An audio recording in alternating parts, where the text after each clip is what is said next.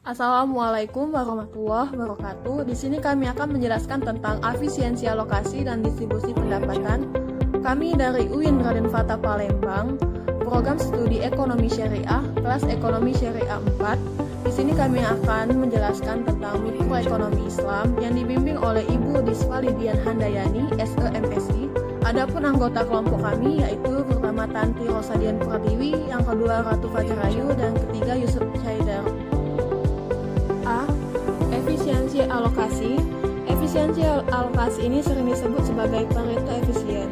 Pareto adalah ekonom Itali yang menulis konsep ini. Suatu alokasi dikatakan Pareto efisien bila barang-barang tidak dapat dialokasikan ulang untuk membuat seseorang lebih baik keadaannya tanpa membuat orang lain lebih buruk keadaannya.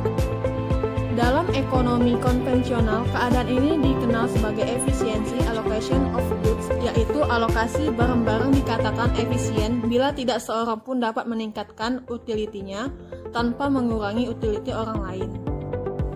Imam Ali radhiyallahu anhu diriwayatkan pernah mengatakan, "Janganlah kesejahteraan salah seorang di antara kamu meningkatkan, namun pada saat yang sama kesejahteraan yang lain menurun." B. Pertukaran dan keseimbangan konsumsi antar individu. Pada gambar di samping, panel A dan B adalah ruang konsumsi untuk masing-masing individu. Titik origin atau titik awal konsumsi untuk individu A kita sebut dengan OA, dan untuk individu B kita sebut saja dengan OB. Untuk mempermudah pembahasan keseimbangan konsumsi antar individu, maka kita gabungkan kedua ruang konsumsi tersebut dalam satu kesatuan. Cara yang mudah adalah memutar ruang konsumsi individu 2 hingga 180 derajat. Maka kita akan mendapatkan sebuah kotak yang berisikan ruang konsumsi untuk kedua individu. Dalam literatur kontemporer, kotak dari ruang konsumsi untuk menganalisis pertukaran dua komoditi dari kedua individu tersebut disebut dengan Edgeworth box. Individu A maupun individu B akan mengombinasikan kedua komoditas tersebut sesuai dengan preferensi dan endowment yang dimiliki. Kita tuliskan saja konsumsi untuk individu A adalah CA, di mana CAX merepresentasikan konsumsi untuk beras, dan CAY untuk konsumsi gandum. Kemudian untuk individu B, poin keseimbangan konsumsinya kita tuliskan CB. Keadaan di mana CA dan CB adalah tingkat konsumsi yang fair, maka hal inilah yang dimaksud dengan alokasi. Alokasi untuk konsumsi komoditas X dan Y dibatasi oleh total penawaran dari komoditas X dan Y. Bisa kita lihat di sini, untuk C adalah konsumsi, A sama dengan individu A, B sama dengan individu B, X sama dengan beras, Y sama dengan gandum, dan W sama dengan Edgeworth. C. Konsep moral Islam dalam sistem distribusi pendapatan. Distribusi merupakan suatu usaha penyaluran barang dan jasa dari konsumen kepada produsen sehingga penggunaannya sesuai dengan yang dibutuhkan. Dengan kata lain, distribusi merupakan kegiatan ekonomi yang menghubungkan antara produsen dengan konsumen. Berkat distribusi barang dan jasa dapat sampai ke tangan konsumen. Distribusi dalam Islam pada hakikatnya mempertemukan kepentingan konsumen dan produsen dengan tujuan kemaslahatan umat. Pelaku distribusi kini telah menjadi pelaku ekonomi dominan di samping konsumen dan produsen. Distribusi dalam pandangan Islam didasarkan pada dua nilai manusiawi yang sangat mendasar dan penting, yaitu nilai kebebasan dan nilai keadilan. Pendapat ini didasarkan atas kenyataan bahwa Allah sebagai pemilik mutlak kekayaan telah memberi amanat kepada manusia untuk mengatur dan mengelola kekayaan disertai kewenangan untuk memiliki kekayaan tersebut.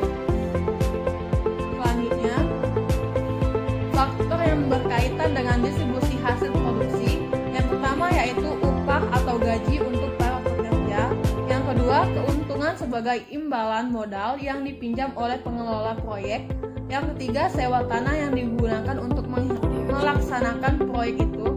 4. Laba rugi para manajer yang mengelola dan mengurusi pelaksanaan proyek dan sebagai penanggung jawabnya. Selanjutnya, berikut ini beberapa konsep Islam yang terdapat di dalam Al-Quran yang berkaitan dengan distribusi pendapatan.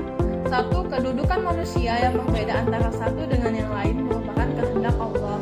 2. Pemerintah dan masyarakat mempunyai peran penting untuk mendistribusikan kekayaan kepada masyarakat. 3. Islam menganjurkan untuk membagikan harta lewat zakat, sedekah, infak, dan lainnya guna menjaga keharmonisan dalam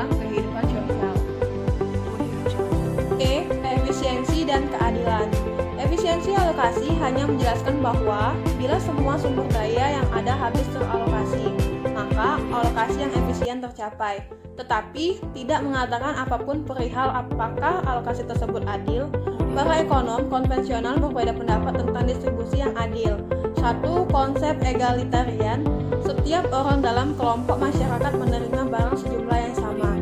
2. Konsep Rawlsian, memaksimalkan utility yang paling miskin. 3. Konsep utilitarian, memaksimalkan total utility dari setiap orang dalam kelompok masyarakat. 4. Konsep market orient, hasil pertukaran melalui mekanisme pasar adalah yang paling adil. Dalam konsep ekonomi Islam, adil adalah tidak menzalimi dan tidak dizalimi. Bisa jadi sama rasa, sama rata. Tidak adil dalam pandangan Islam karena tidak memberikan insentif bagi orang yang bekerja keras. Lihat saja, alokasi akhir yang efisien tidak sama rata, sama rasa. Bila dipaksakan, sama rasa alokasinya tidak akan efisien karena mengabaikan kenyataan bahwa manusia selera yang berbeda. Bisa jadi, you get what you deserve tidak adil dalam pandangan Islam karena orang yang endowmentnya tinggi mempunyai posisi tawar yang lebih kuat daripada endowmentnya kecil sehingga yang kuat dapat menzalimi yang lemah. Dampak distribusi pendapatan dalam Islam. Menurut Sudarsono dalam buku Konsep Ekonomi Islam, distribusi pendapatan merupakan bagian yang penting dalam membentuk kesejahteraan. Dampak dari distribusi pendapatan bukan saja pada aspek ekonomi tetapi juga aspek sosial dan politik. Dampak yang ditimbulkan dari distribusi pendapatan yang didasarkan atas konsep Islam adalah sebagai berikut. 1. Dalam konsep Islam, perilaku distribusi pendapatan masyarakat merupakan bagian dari bentuk proses kesadaran masyarakat dalam mendekatkan diri kepada Allah. 2. Seorang muslim akan menghindari praktek distribusi yang menggunakan barang-barang yang merusak masyarakat. 3. Negara bertanggung jawab terhadap mekanisme distribusi dengan mendepankan kepentingan umum daripada kepentingan kelompok atau golongan apalagi perorangan. 4. Negara memiliki tanggung jawab untuk menyediakan fasilitas publik yang berhubungan dengan masalah optimalisasi distribusi pendapatan seperti sekolah, rumah sakit, lapangan kerja, dan sebagainya. Baiklah, sekian pemaparan materi dari kelompok kami. Apabila ada salah kata, kami mohon maaf.